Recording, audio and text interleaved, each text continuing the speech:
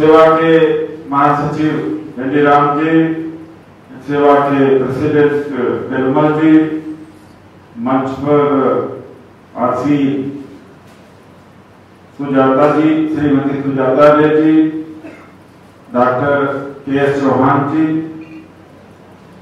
Senior advocate supreme court Ajit Gautam ji, A K. Tandon ji, P K. Srivastava ji, S C. Patre ji, Ratan Lal ji, engineer Anil Kumar ji, लोग सभी साथियों, समय की कुछ सीमा है हमारे लिए, हालांकि बोलने के लिए बहुत है। हम कहीं से कोई भी ऐतिहासिक घटना को उठा करके घंटों बोल सकते हैं या कोई बोल सकता है। मुझे नहीं लगता कि इसमें से कोई व्यक्ति है जो बोल नहीं सकता या बहुत कुछ जानता नहीं। और तो सुजाता जी को मैंने सुना ही ऑल्सो नोज अ लॉट, उससे परिस्थितियां बदलेंगी नहीं, परिस्थितियां बदलेंगी हम क्या कर रहे हैं उससे।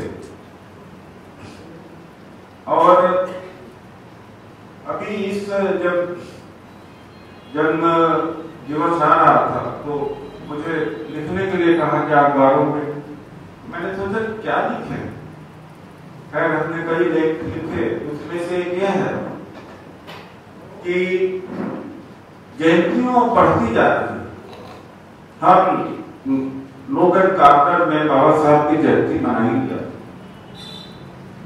लेकिन एकता टूटती है। तो क्या अम्बेडकर जब हम अपने जीवन में फॉलो कर रहे हैं, हम दूसरों की शिकायत दूसरों से शिकायत बाद में करेंगे, पहले आपस में तो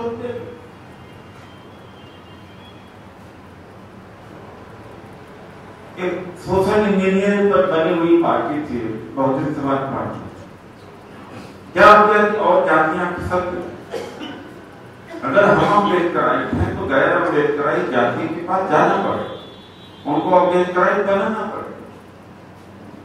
मैं इतना झेला हूं तो आप भी झेलना कि कोई एक गलती बता दे, लेकिन सोशल मीडिया पर जाकर के केवल गाली देने का काम मुझको करते हैं। मैं तो नहीं टिका, लेकिन दूसरे पर टिक करके भाग गए। ये जात पात नहीं है, अगर ये जात पात समाप्त नहीं हुआ तो समाप्त हो जाओ। और जयंती मनाने वाले भी कुछ दिनों में नहीं रहेंगे, कर्मचारी अधिकारी जिस दिन खत्म हो गए सब खत्म। तो बाबा साहब को मानो, मैं एक संस्था चलाता हूं परिषद, किसी भी व्यक्ति के बारे में अगर जानना हो तो दो चीजें देख लीजिए कि व्यवहारिक जीवन उसका है, उसके मित्रों की, जो मित्र किस तरह से, उससे पता लग जाएगा कि आदमी कैसा, 4-6 दोस्त उसके होंगे पता, या जिस संस्था को चलाता है उस संस्था में देख लीजिए कि कर्ता धर्ता पदाधिकारी किस जाति के, अगर उसी के जाति के हैं तो अम्बेडकराइट नहीं हो जाएगा, अगर मित्र उसके खराब है तो आदमी खराब। व्यवहार को उतारता, मैं जिस परिश्रम को चलाता हूं, जिस जाति में पैदा हुआ मेरे बस में नहीं था, मेरा ख्याल है कि जो कर्ता धर्ता है पदाधिकारी है 1% भी उस जाति के नहीं है, पूरे देश को संगठन फैला हुआ है। ये बताइए कि अम्बेडकरवादी असली कौन है, मैं हूं कि दूसरे अम्बेडकर? अरे यहां होता है भाषणों से नहीं थे, सामाजिक स्तर, राजनीतिक स्तर पर एक आरोप लग सकता है। अगर ये आरोप वहां लगता तो ये आरोप बाबा साहब के पर लगता। अब पुनर्मत किसने नहीं होने दिया? कांग्रेस ने नहीं होने दिया। जब आजादी के बाद उनकी मेंबरशिप कॉन्स्टिट्यूट असेंबली चली गई थी, किसके टिकट पर जीत गया? कांग्रेस के टिकट पे जीत गया। क्यों गए कांग्रेस के? पीपुल जैकब को कांग्रेस ने रिजाइन करा, अपने मेंबर को रिजाइन करा, मिनिस्टर को रिजाइन करा, तो कांग्रेस का वहां बाबा साहब को इलेक्ट करा था, जिस कांग्रेस को पूरी जिंदगी तक गाली देते रहे। इसलिए बाबा साहब का एक अपॉर्चुनिटी थी, उस प्लेटफॉर्म पर जाकर के दलितों की सेवा या गरीबों की सेवा करना चाहते हैं। मैं भी एक प्लेटफॉर्म पर गया और जितने 100-125 एमपी नहीं उठाए होंगे सवाल अत्याचार के ऊपर, आरक्षण के ऊपर, जजमेंट के ऊपर, उतना मैं अकेले संसद में उठाया, अकेले मैं उतने सवाल को उठाया। तो ये केवल जयंती मनाने से, भाषण देने से, उन्होंने क्या कहा, अरे आप क्या कर रहे हैं अपने जीवन में, आप क्या कर रहे हैं, ये अगर नहीं किया तो मिट जाओगे, मैं समझ करके जाएगा और मिटते चले जाए। प्राइवेटाइजेशन होता जा रहा है, निजीकरण होता जा रहा है, एफडीआई चली आती रही, गवर्नमेंट जॉब ही एक सोर्स है वो भी खत्म हो रहा है। और ये कारण यह है कि दलित मेट्राइट भी जिम्मेदार है, ये जाति में जात हो जाए। अरे वो हमारा नहीं है, वो दूसरा है, मैं नाम में नहीं लेना चाहता।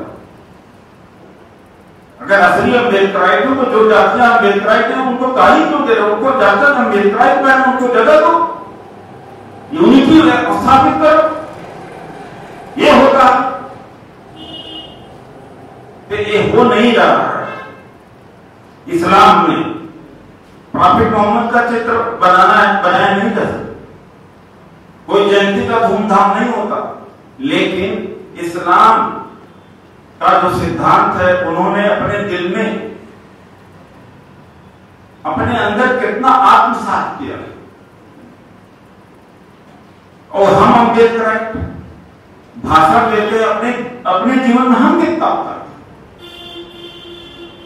मूर्तियां लगाना अच्छी बात है, लगे जयंतियां मनाना ठीक है, जयंती और बनाई गई जयंती, लेकिन जब उनके विचारों को मानने की बात होती तो हम कितना मानते हैं। इस्लाम में तो मूर्ति भी नहीं लगाई जाती, लेकिन जो विचारधारा, इतनी कट्टरता की विचारधारा की जान भी दे देते हैं। हम लोग को कितना बाबा साहब के विचारों को अपने जीवन में उतार रहे हैं, कितने जातिहीन समाज के सामने हम कर रहे हैं। व्यवहार से अगर ये व्यवहार नहीं बदला, अभी भी नहीं सुधरे, तो कोई बहुत बहुत बुरा समय है। अभी भी सुधरने का समय है, इसीलिए यूनिटी नहीं बन रही। सुप्रीम कोर्ट से कहीं छीना जा रहा, कहीं पदोन्नति का आरक्षण नहीं मिल पा रहा।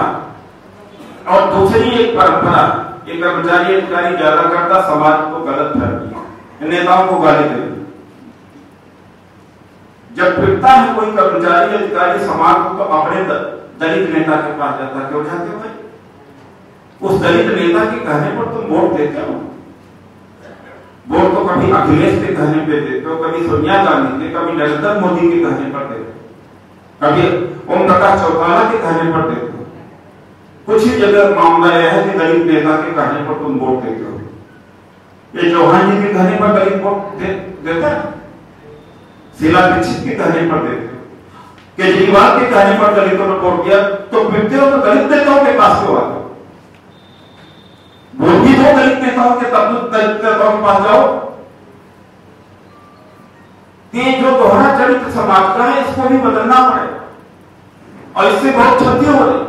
अभी जाट भाइयों ने आंदोलन किया, कोई राजनीतिक व्यक्ति था, पूरा समाज उलट गया। और आपने अपनी लड़ाई, पूरे समाज ने अपनी जिम्मेदारी, अपनी लड़ाई गलत रूप से नेताओं के ऊपर, अरे नेता एक जो ज्यादा बोलता है उसकी गर्दन उड़ा दी जाती है। चौथों की कमी नहीं, दूसरा लाइन में खड़ा रहता, तीसरा लाइन में खड़ा रहता, चौथा लाइन में खड़ा, पांचवा इलेक्ट तो दूसरे लोग करा के ले जाते, कोई कमी तो नहीं। ये जाट समाज या पटेल समाज किसी नेता का इंतजार किया उसने, तो ये समाज को नेता का इंतजार करता है और ये समाज नेता के कहने पर वोट भी नहीं देता। ये जो पारंपरिक रूप से यहाँ भाषण होते हैं, जो सोच होती है, उसको बदलना पड़ेगा, सही रूप में देखना पड़ेगा, तथ्य के रूप में देखना पड़ेगा। यही मैं इन्हीं शब्दों के साथ कहते हुए अपनी बात को विराम कर दूंगा, क्योंकि मुझे समय की सीमा है। एम वी राम जी ने, पेरुमल जी ने, गिरीश जी ने बड़ा स्ट्रगल करके इस संस्था सेवा को खड़ा किया है। I have been armed throughout with them. I know with great difficulties they could stand. I was armed throughout with them. ये मैं कहना चाहूंगा। और जो परिसंघ है हमारे राष्ट्रीय सचिव है, आप social media start using social media. एक चीज लास्ट में कहना चाहता हूं, start living on mobile. Mobile पर जिंदगी जीना शुरू करो। Facebook, Twitter, WhatsApp, YouTube channel, अखबार भी पढ़ना छोड़ दो, टेलीविजन भी करना छोड़ दो। अगर वास्तव में कनेक्ट करना चाहते हैं, यूनाइट होना जानते हो, जानना चाहते हो, तो start living on mobile. Thank you.